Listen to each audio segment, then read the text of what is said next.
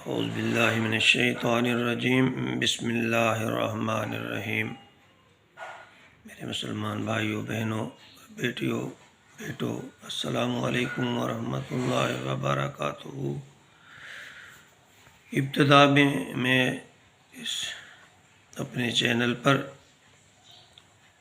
مسلمان بھائیوں، بہنوں اور بیٹیوں کو خوش آمدید کہتا ہوں۔ اس چینل کی ابتدا میں اسلام کے اس رکن سے کر رہا ہوں جس کی اہمیت اسلام میں سب سے زیادہ ہے۔ میری مراد نماز سے ہے۔ نماز کی فرضیت اور اہمیت کا اندازہ ہم اس بات سے کر سکتے ہیں کہ نماز کسی صورت میں بھی معاف نہیں ہے۔ اگر انسان بیمار ہو، سفر میں ہو، حضر میں ہو، رعایت تو ہے لیکن معاف نہیں ہے۔ جنگ میں، امن میں ہمارے پاس مثال موجود ہے کہ نبی اکرم صلی اللہ علیہ وسلم کو جنگ کی حالت میں بھی یہ کہا گیا کہ تم کچھ لوگ تو کافروں کے سامنے ڈٹے رہو اور کچھ نماز ادا کرو، اور پھر جنہوں نے کچھ نماز ادا کر لی ہے وہ کافروں کے ساتھ جنگ کے میدان میں ڈٹ جاؤ اور دوسرے لوگ نماز ادا کرو۔ کربلا کا واقعہ ہمارے سامنے، حضرت امام حسین رضی اللہ تعالیٰ عنہ جنگ کی حالت میں بھی آپ نے نماز قضا نہیں کی، تو اس کی اہمیت کا اندازہ ہمیں اس بات سے ہو جانا چاہیے کہ نماز ہر حال میں ادا کرنی ہے۔ کھڑے، بیٹھے، لیٹے نماز کو ادا کرنا ہے۔ تو نماز کی ادائیگی کے لیے سب سے پہلا جو کام ہے وہ ہے وضو۔ اب جانتے ہی ہوں گے وضو کے 4 فرائض ہیں۔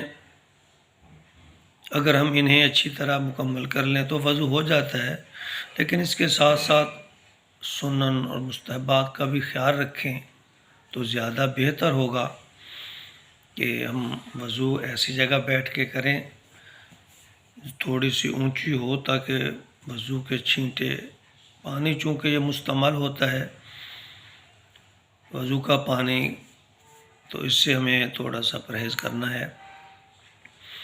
قبلہ رخ ہو کر بیٹھیں اور جب وضو شروع کریں تو بسم اللہ سے شروع کریں اور بتدریج کلی، پھر ناک میں پانی اور اس کے بعد پھر چہرے کو اچھی طرح دھونا، پھر بازوؤں کو کونی سمیت دھونا، اس کے بعد پھر سر کا مسح ہے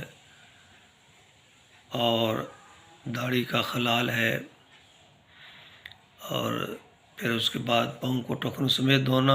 اور اس بات کا یہ خیال رکھیے کہ وضو کو بڑے اچھے طریقے سے جسم کو، اعضاء کو مل کے کریں تاکہ کوئی جگہ خشک نہ رہے۔ نبی پاک صلی اللہ علیہ وسلم کی حدیث مبارکہ جس کا مفہوم ہے کہ ایک بال کے برابر بھی کہیں سے جگہ خشک نہیں رہنی چاہیے، تو وضو کو بڑے ہی آسان اور اچھے طریقے سے کریں، کیونکہ ہم اس رب کے سامنے پیش ہونے والے ہیں جو سارے جہانوں کا مالک ہے۔ وہ رحیم بھی ہے اور رحمان بھی ہے، اور اس کے ساتھ وہ جبار بھی ہے اور قہار بھی ہے۔ اور وضو کے بعد کلمہ شہادت، آسمان کی طرف شہادت کی انگلی اٹھاتے ہوئے کلمہ شہادت، اشہد ان لا الہ الا اللہ وحدہ لا شریک لہ واشہد ان محمدا عبدہ ورسولہ، یہ پڑھیے۔ فی الحال اسی پر اجازت چاہوں گا۔ اللہ حافظ۔